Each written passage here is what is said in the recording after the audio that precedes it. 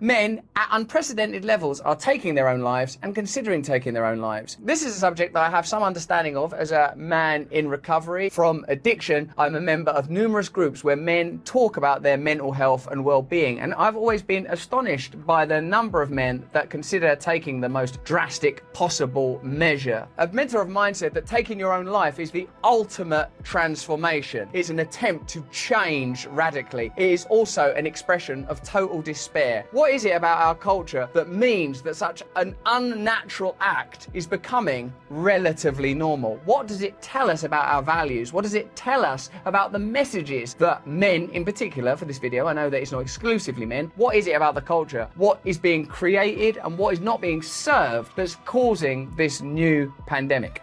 We're focused. I once did a piece of live work in which I read and looked at many men's last words. Some were text messages, some were emails, some were old school traditional last words in written form. The consistent themes, as I observed them, having looked at, dozens of these notes, were men feeling that them taking that act was going to be better for everybody else in their lives, that they were under financial pressure to an incredible degree. Financial pressure was nearly always mentioned, that they were not good enough. But what was perhaps most remarkable of all was how recognizable the words were. They didn't seem extraordinary. They were not describing conditions that I didn't recognize. In fact, I recognized all of those notes and all of those feelings. I felt to a degree that I almost could have written them. I feel that the line between people that take their own lives and don't take their own lives is thinner and more blurred than we might imagine.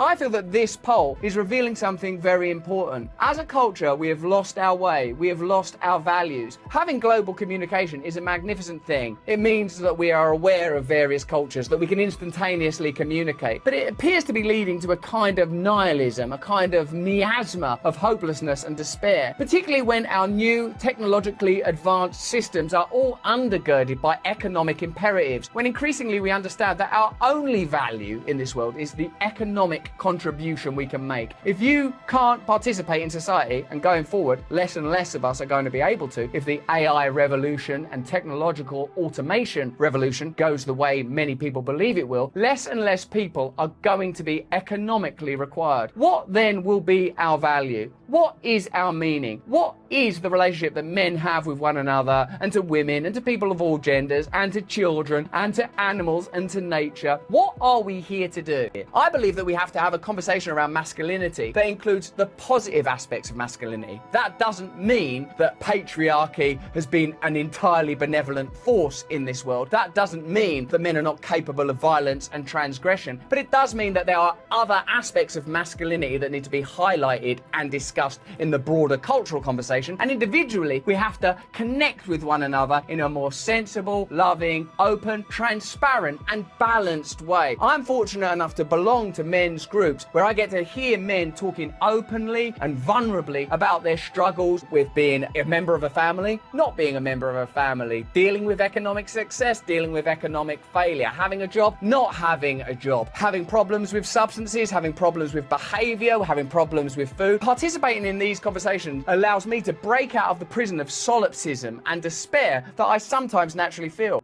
I've had thoughts like that in my life many times, more recently than I'm willing to admit. And oftentimes it's been because I've been uncertain of my purpose, unsure of how to be useful and of service to other people. Often feelings of deep shame about my body and my identity and what my purpose here is and what value I can offer to society. And I think without the ongoing support of a group of men and mentors, I would struggle. I'm very fortunate that being an addict, I participate daily in those kind of groups and systems. And if you think about it, anthropologically, that makes sense. That I have elders that I can turn to for advice and for wisdom. I have peers that I can turn to for comfort and humor and conviviality. And I have a sense of duty. And the correct assumption that many people that occupy top positions economically and financially are white males might lead to men elsewhere in the social and hierarchical system being forgotten, neglected, or smeared. Because most CEOs and chairmen are white men, that doesn't mean all white men are chairmen and CEOs. So when talking about the nature of privilege, I feel a lot of men are being discarded by the wayside. That doesn't mean it isn't important to discuss diversity and what diversity means and the lack of women and people with different types of identity in senior roles. But it does mean that often ordinary men of all colours are not being addressed in this particular forum around these particular subjects.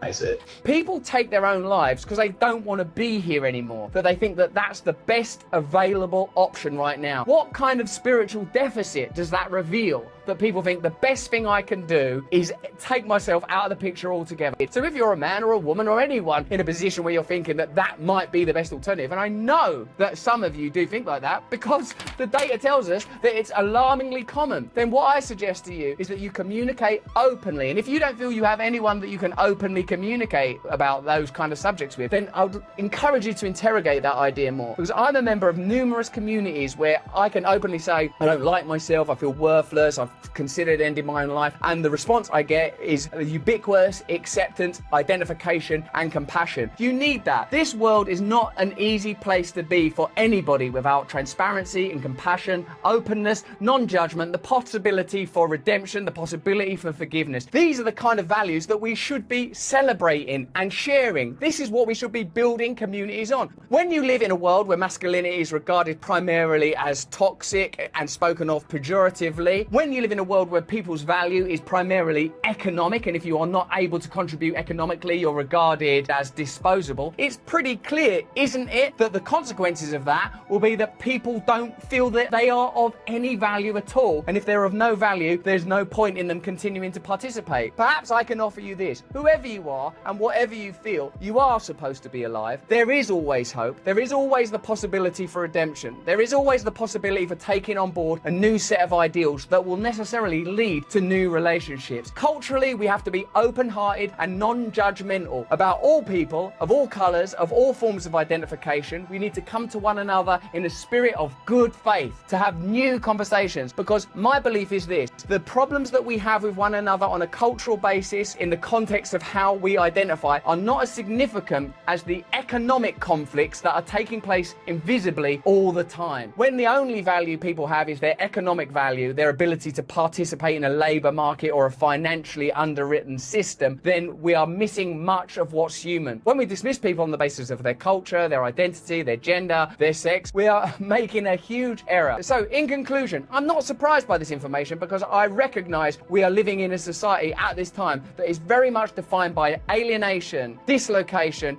and despair. But I am very hopeful because I know change is possible. I recognise that conversations at the level of a culture and a planet can alter if enough of us want it to, if enough of us are willing to participate with an open heart. If you are considering the most radical action possible, I personally reach out to you in open-heartedness and good faith to let you know that things can always improve and it's never worth taking that